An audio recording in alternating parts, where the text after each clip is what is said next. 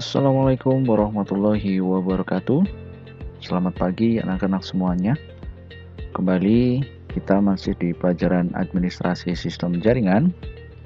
Pada kesempatan kali ini kita akan membahas materi selanjutnya, yaitu bagaimana cara mengkonfigurasi virtual private server yang nantinya kita akan gunakan untuk web hosting.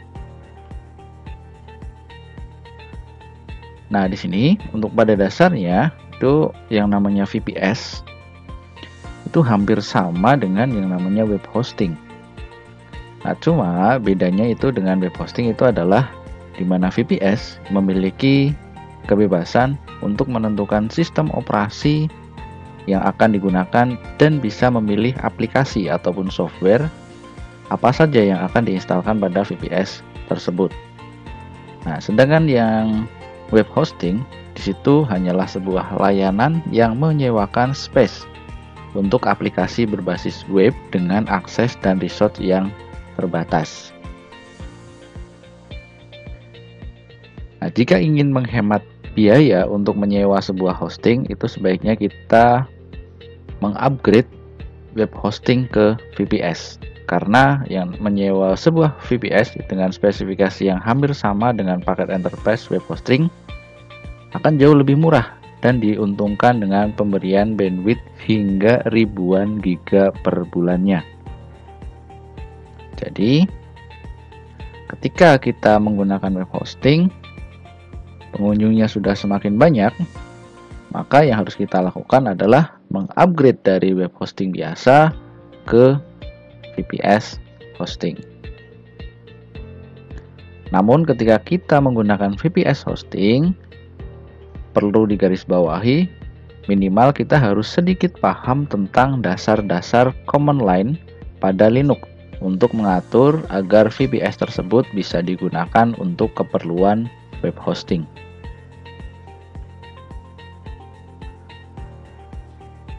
Nah, dari VPS yang sudah kita sewa, apa saja software yang harus diinstalkan pada VPS kita? Nah, untuk central control panel seperti cPanel, Webuso, atau EHCP yang akan lebih mudah dalam mengelola sebuah website, itu tidak perlu menginstal kembali yang namanya beberapa software yang nantinya kita harus instalkan. Kenapa? Karena software-software di situ atau aplikasinya itu otomatis akan terinstall dengan sendirinya di VPS yang kita sewa. Nah, untuk software-software itu diantaranya yang pertama ada yang namanya web server atau Apache. Nah, Apache di situ merupakan sebuah web server yang nantinya bertanggung jawab dalam menangani request ataupun respon dari HTTP. Nah, apa keunggulan dari web server? Yang pertama di situ pengaturannya lebih mudah. Kemudian open source juga, dan yang ketiga itu komunitasnya juga yang besar. Perintah yang digunakan untuk menginstalkan web server yaitu apt get install apache 2. Perlu diingat di sini sistem operasi yang digunakan itu adalah Linux. Maka dari itu ketika kita menginstal di situ menggunakan basisnya teks atau command line. Nanti ketika sudah diinstal, jika sudah muncul tampilan pada halaman web browsernya it works atau sudah bekerja, maka proses instalasi Apache-nya itu telah berhasil. Nanti bisa kalian lihat untuk bagaimana cara menginstalasi web server pada video tutorial yang sudah saya bagikan di sini ya. Kemudian aplikasi yang harus diinstalkan yang kedua yaitu ada database atau MySQL yang nantinya kita pakai. Nah, database di sini digunakan untuk menyimpan segala informasi secara terstruktur. Informasinya apa saja, misalnya ada postingan, kemudian komentar, atau gambar-gambar, dan lain sebagainya. Di situ masuk ke database. Perintah yang digunakan untuk menginstal database yaitu apt get install MySQL strip server, kemudian MySQL strip client. Nah, beberapa aplikasi yang juga membutuhkan MySQL database itu diantaranya ada WordPress, kemudian ada Joomla, kemudian ada Moodle atau CMS yang lainnya. Di situ butuh yang namanya database MySQL. Nah, di sini untuk aplikasi database itu sebenarnya bermacam-macam. Tidak hanya MySQL saja, itu ada PostgreSQL, kemudian ada Oracle juga, MariaDB. Nah, di situ juga bisa kita pakai. Selanjutnya, aplikasi yang harus diinstalkan yang ketiga itu ada yang namanya PHP. Nah, untuk PHP itu di situ identik dengan sebuah bahasa pemrograman yang digunakan untuk membuat blog secara dinamis. Nah, di sini kalau kalian sudah sedikit belajar tentang web design, itu ada yang namanya HTML, kemudian ada yang namanya PHP. Nah, PHP itu blog atau website secara dinamis, HTML itu secara statis untuk menjalankannya. Nah, setiap distro Linux itu memiliki letak yang berbeda-beda untuk file PHP-nya. Nah, untuk Linux Debian khususnya di sini itu file instalasinya terletak pada folder ataupun direktori var, www, kemudian html. Nah, untuk perintah installnya itu kita bisa mengetik perintah apt-get spasi install spasi php 5. Itu bisa kita install. Nah, selanjutnya aplikasi yang harus diinstalkan yang keempat ada yang namanya phpMyAdmin. Nah, di sini merupakan sebuah aplikasi agar user itu lebih leluasa dalam mengelola database MySQL. Dimana kalau pakai phpMyAdmin tampilannya akan berbasis GUI, tidak berbasis CLI lagi atau teks ya, akan lebih mudah. Nah, untuk perintah menginstalasinya yaitu apt-get install phpMyAdmin. Nah, di sini secara default phpMyAdmin di situ terinstall di direktori user kemudian share. Jadi untuk menggunakan phpMyAdmin ini, administrator perlu memindahkan atau mengcopy ke dalam direktori var kemudian www agar dapat melakukan akses melalui halaman yang ketika kita ketik di browser yaitu http://IP address kita atau IP address server kemudian phpMyAdmin untuk memanggil tampilan database phpMyAdmin berbasis GUI. Nah, di situ ketika phpMyAdmin-nya terinstall dengan benar, VPS-nya itu siap digunakan untuk web hosting. Misalkan kita akan mengunggah atau mengupload sebuah aplikasi pada folder var kemudian www, atau kita instalkan CMS yang akan kita install di VPS itu menggunakan tampilan phpMyAdmin untuk memudahkan kita. Nah, sebelum kita masuk bagaimana cara menginstalasi VPS yang digunakan untuk web hosting, karena nantinya CMS yang kita gunakan itu menggunakan WordPress, di mana di situ posisinya berada di luar server atau filenya berada di klien. Untuk bisa memindahkan file dari klien ke server kita yang berbasis Linux, kita membutuhkan yang namanya instalasi FTP server.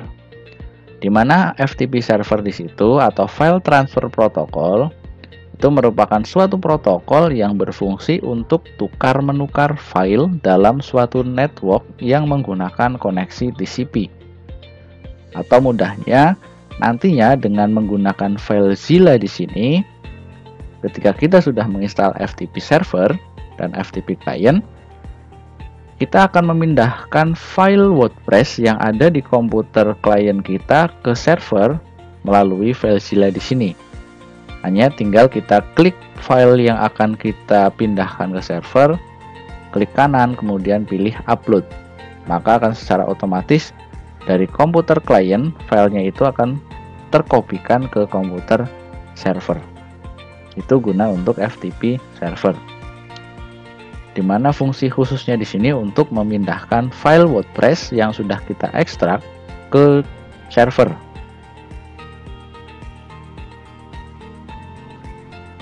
Nah, selanjutnya setelah tadi kita sudah tahu bagaimana pengertian-pengertian dari aplikasi yang harus kita instalkan sebelum kita konfigurasi VPS Linux. Nah, sekarang kita masuk bagaimana cara mengkonfigurasi VPS Linux yang sudah ada untuk menginstal web hosting dengan menggunakan beberapa CMS yang nantinya bisa kita pilih.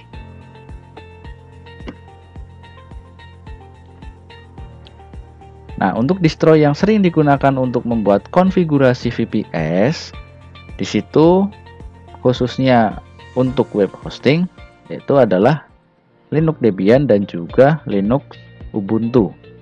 Nah, perlu diingat, web hosting tadi pengertiannya sudah saya sebutkan, di mana di situ merupakan sebuah layanan yang menyewakan space untuk aplikasi berbasis web dengan akses dan resource yang terbatas. Nah, web hosting yang sudah ada nantinya kita akan menginstal yang namanya CMS atau Content Management System. Di mana CMS di situ merupakan sebuah software atau template yang dipergunakan untuk membangun sebuah website tanpa perlu kita mengetahui bahasa pemrogramannya. Kemudian dari CMS di situ ada berbagai macam. Ada yang namanya CMS WordPress, Moodle gitu ya. Nah, nanti di sini kita akan menggunakan CMS yang namanya CMS WordPress. Jadi ketika kita akan membuat sebuah web, kita tidak perlu lagi harus mengetahui pemrograman codingnya dari nol. Kita pakai saja yang namanya CMS di situ. Salah satunya kita bisa pakai WordPress. Nah, apa itu CMS atau Content Management System? Seperti yang tadi sudah saya singgung sedikit, yaitu merupakan sebuah software ataupun template yang bisa kita pergunakan untuk membangun sebuah website mulai dari desain, pengelolaan data ataupun konten, dan juga pengintegrasian dengan hosting tanpa memerlukan kemampuan pemrograman seperti halnya itu webmaster. Jadi kita pun bisa menggunakan CMS atau membuat website pakai yang namanya CMS. Kemudian di situ untuk macam-macam CMS yang paling populer itu diantaranya ada yang namanya CMS WordPress, ada Drupal, ada Moodle, kemudian ada Joomla, ada vBulletin dan juga ada OpenChart. Dimana di situ untuk peruntukannya bisa dilihat sendiri di situ.